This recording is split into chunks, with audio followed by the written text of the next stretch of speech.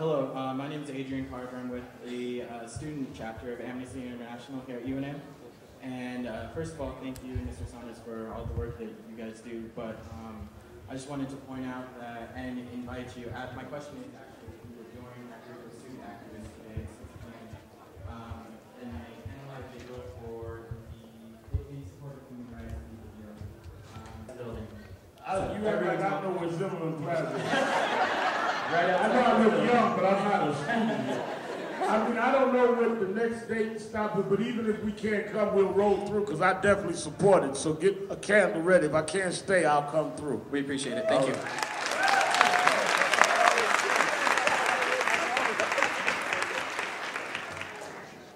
Reverend Sharpton, thank you very much for coming to Albuquerque and New Mexico. You're very welcome here, very inspiring. My question is regarding the living wage. This country is going to really sink if we continue to let those people go overseas and take the jobs with them overseas. Everybody talks about it, nobody does anything.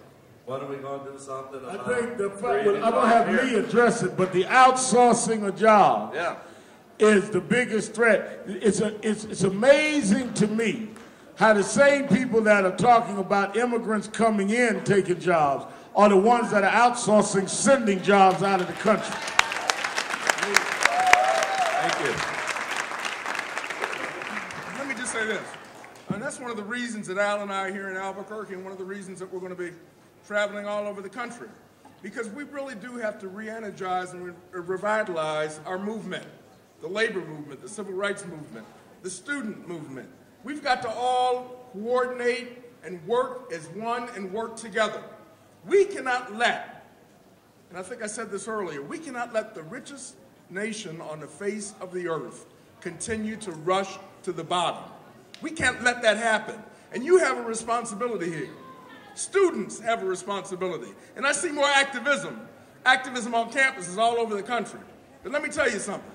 I have been in situations, Al has been in situations, my sisters and brothers and AFSCME have been in situations where we're trying to lead. We're trying to lead something. And we're walking.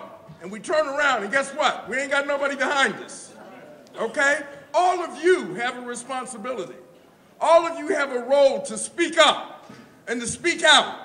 It's okay if you want to go work on Wall Street, but don't forget who you are, or don't forget where you came from, and don't forget that working families in the middle class in this country are the ones that made it great.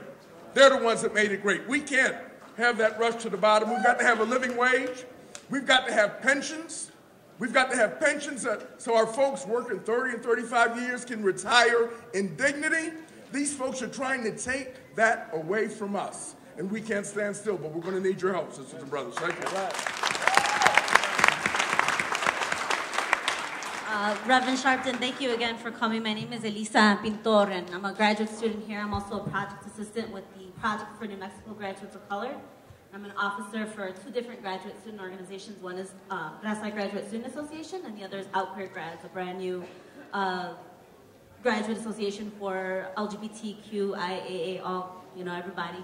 And so my question to you is, what are some beginning steps that you can recommend to us for really combating institutional oppressions like racism, sexism, and homophobia, which are pretty alive and operating here at the university when we are facing cuts to ethnic centers as well as our Office of Diversity, right? So given that, what can you recommend to us? I think that the way to organize is to take one or two specific issues. It could be the cut to ethnic studies. It could be something specific. Focus on that. Mobilize and galvanize around that. Win that, go to the next thing. Sometimes what you do when you're young, because I did it, is you grab too much. You got to take one or two specifics and you build up your following as you go, because people can see if you win. So I would mobilize. I would get students to do what is necessary, nonviolently, on focusing on specific issues, specific examples of the discrimination When, then go to the next step. When, go to the next step. Because then you build up people's confidence as you show that you can tangibly win goals.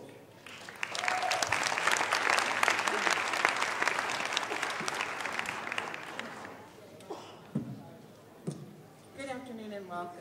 I have a real quick question. If you have a couple of statements regarding an update in Gina, Louisiana, and... Okay, she asked about Gina, Louisiana. Some of you may remember about 4 years ago, there were these young men, 6 young men, being prosecuted for attempted murder as adults, 1 in jail, and we went down, about 30,000 of us marched, and we were able to get them to bring the charges down. They now all are fine.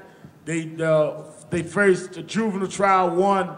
I'm speaking next Wednesday night in Baton Rouge at Southern University, and one of the stars on the football team is that young man, Michael Bell, that was in jail in Gina, Louisiana. Is Reed still in office?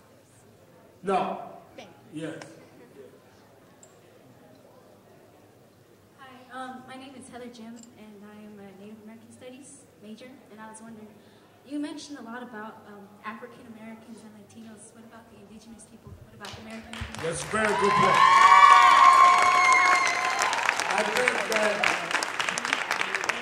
think that what has happened to the indigenous Americans is the worst case of racism, because you get with genocide there, straight out. I had breakfast this morning with the Lieutenant Governor of the Pueblo tribe, and we talked about how we are still dealing with the bias that indigenous Americans have. And don't let people that are outside of the indigenous American community feel that because you've been given some sovereignty and are able to have some facilities, that means you're not discriminated against and that you're respected. And the country has never repaired the damage that was done to indigenous American people when we talk about reparations. Thank you.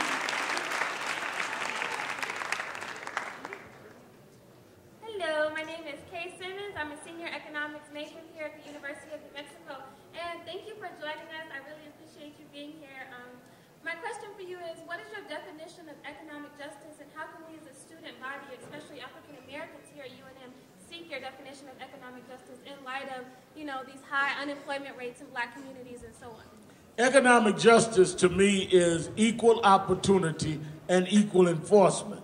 I'm not saying that that everybody has to have the same income, but everybody has to have the same opportunity. And everyone must, when I say same opportunity, I'm talking about in terms of employment, I'm talking about in terms of promotion, I'm talking about in terms of contracts, I'm talking about in terms of bank loans, mortgages. All of that are examples of institutionalized racism. You look at bank loans, mortgages, guarantees, business loans, promotions, all of that you see a discriminatory pattern. And until we knock the patterns down, I don't mind competing as long as we all start at the same starting line and we play by the same rules.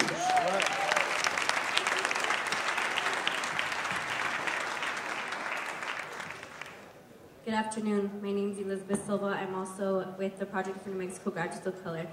My question to you is, earlier when you were talking about how social justice really does happen in the street.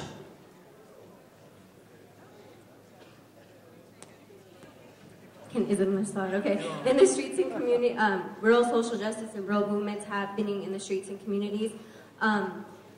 For the violence, criminalization, and incarceration that's happening now in massive amounts, some call it the new Jim Crow in communities of color, how do you recommend students helping to organize against this criminalization and incarceration of our communities? Well, there's a book called The New Jim Crow that I think is an excellent book. The way you have to organize is you have to you can begin nationally or you can begin locally. I think that locally dealing with, if you study in the county just that this school is in, the sentencing practices of local judges, the prosecution based on indigenous Americans, blacks, Latinos and challenge them. We need to start at a ground local level, dealing with judges and prosecutors that have an unfair, unbalanced practice of how they deal with criminal justice. We're not excusing criminals, but if two people do the same crime and have the same criminal background and is treated differently based on who they are, then you need to go and build movements against those prosecutors and judges.